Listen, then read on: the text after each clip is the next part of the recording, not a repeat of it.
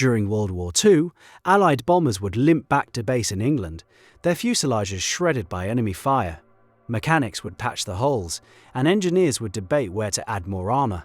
The consensus was obvious: reinforce the areas that were hit the most, the wings, the tail, the main body. By the end of this, you'll understand why that obvious answer would have been a catastrophic mistake. This is a story about invisible evidence and the fatal flaw in how you think about success. And chances are, you are making this exact mistake in your career, your finances, and your health every single day. The problem of the bullet-riddled planes landed on the desk of a mathematician named Abraham Wald. He was part of a team in New York working on secret strategic problems for the military. The officers brought in the data, detailed diagrams showing where every returning plane had been hit. The pattern was clear. They asked him the simple question: where do we put the armor? Wald looked at the diagrams, at the clusters of holes peppering the aircraft, and then he gave them an answer that nobody expected. He told them to put the armor where the bullet holes weren't: on the engines. In the cockpit, along the central spine, the military leaders were confused. They wanted to reinforce the damaged parts, the parts that were clearly vulnerable. Wald had to explain the simple, ghostly logic of his conclusion. The key data points were the planes that didn't make it back. The military was studying the survivors. The holes on their wings and tails were evidence of where a plane could be shot and still survive the flight home. The pristine, untouched areas on those same planes were the true danger zones. Any plane hit in the engine or the cockpit was in a graveyard at the bottom of the ocean. The evidence was completely silent, defined only by its absence. They were looking at the winners and learning the wrong lesson. This insight changed aircraft design and saved countless lives. But this bias, the tendency to draw conclusions from the survivors alone, extends far beyond a wartime airfield. In fact, it's the hidden architecture behind our most cherished modern myths. We celebrate the college dropout billionaire. The story is a modern epic. Steve Jobs, Bill Gates, Mark Zuckerberg, all brilliant minds who left prestigious universities to change the world. The narrative we absorb is that formal education was a cage and their true genius was unleashed by breaking free. We studied their biographies, their habits, their famous quotes, trying to extract a formula for radical success. The lesson seems to be: take massive risks, trust your gut, and defy convention. But we are only looking at the planes that made it home. For every Mark Zuckerberg who dropped out of Harvard to build a social media empire, there are thousands of anonymous dropouts whose brilliant ideas went nowhere. They are the silent graveyard of failed startups, crushed by debt, poor timing, or 1,000 other mundane disasters. We never hear their stories. They don't give TED Talks. They don't write memoirs. They are the missing bullet holes. When we only study the survivors, we misattribute the cause of their success. Maybe it was their relentless drive. Or maybe it was the fact that Bill Gates' parents could afford to send him to one of the only high schools in the world with a computer in 1968. Maybe it was the massive family safety net that allowed them to take a risk that would have bankrupted anyone else. These are the armored engines we fail to see. The advice to follow your passion and take big risks sounds profound when it comes from a billionaire. From the person serving you coffee who tried the same thing and failed, it would just sound tragic. The difference is the outcome, which we see, and the starting conditions, which we often don't. And this leads to a dangerous distortion in how we build our own lives and businesses. It's a distortion built on a fundamental craving of the human brain. Imagine you wanted to learn how to construct a building that could last for 1,000 years. If you only studied the Roman Colosseum and the pyramids of Giza, you might conclude that buildings must be made of enormous stone blocks, with few windows, and designed to withstand a siege. You would learn nothing about modern materials, ventilation, or earthquake-proofing. Your knowledge would be entirely shaped by the few structures that survived centuries of war, weather, and neglect.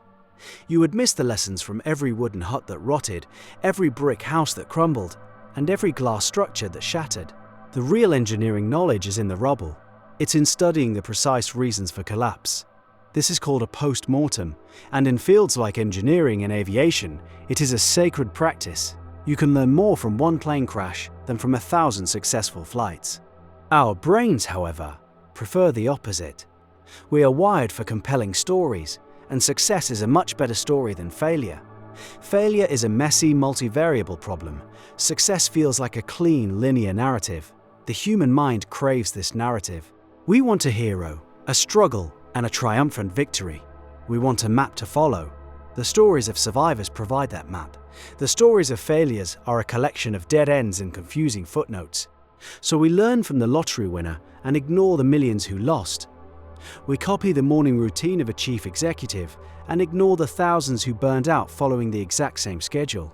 We're looking at the Colosseum and thinking we've understood architecture.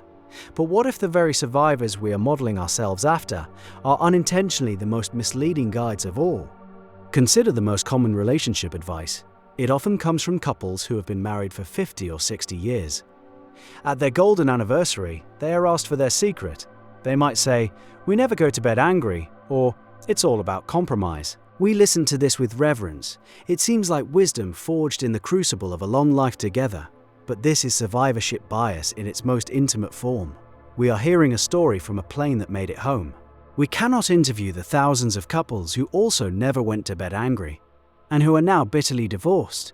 We can't ask the couples for whom compromise meant one person slowly erasing themselves over decades. The successful couple isn't lying. They are telling their story as they see it. They have created a narrative to explain their own survival.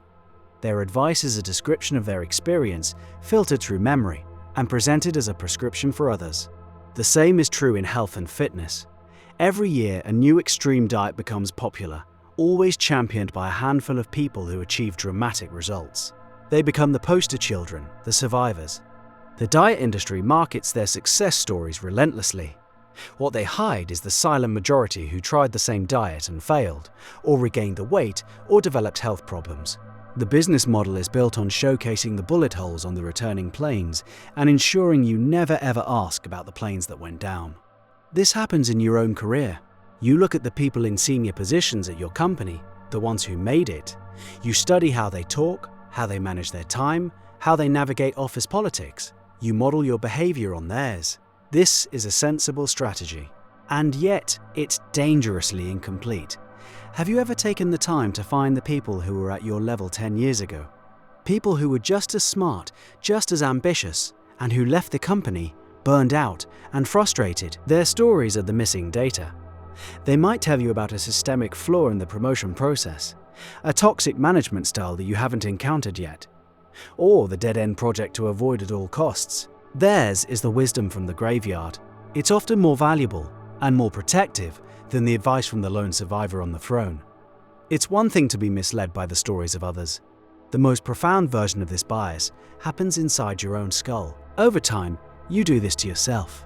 When you look back on your own life, you subconsciously construct a survivor's narrative. You remember the time you took a big risk and it paid off. You recall the moment you ignored everyone's advice and were proven right. You build a personal highlight reel of your best decisions, your shrewdest insights. You become the hero of your own story. This is your internal survivorship bias. Your memory edits out the dozens of times you took a risk and it failed quietly. It forgets the lucky breaks and the unearned advantages that contributed to your successes. You slowly begin to believe that you have a special intuition, a golden gut, because your memory is a curated museum of its victories. This is like a poker player who only remembers his winning hands. He tells grand stories about brilliant bluffs and royal flushes, and conveniently forgets the hundreds of nights he bled money from cautious, foolish plays. His personal narrative is one of daring and skill. His bank statements would tell a different story of regression to the mean. This self-created bias makes you overconfident. It makes you brittle.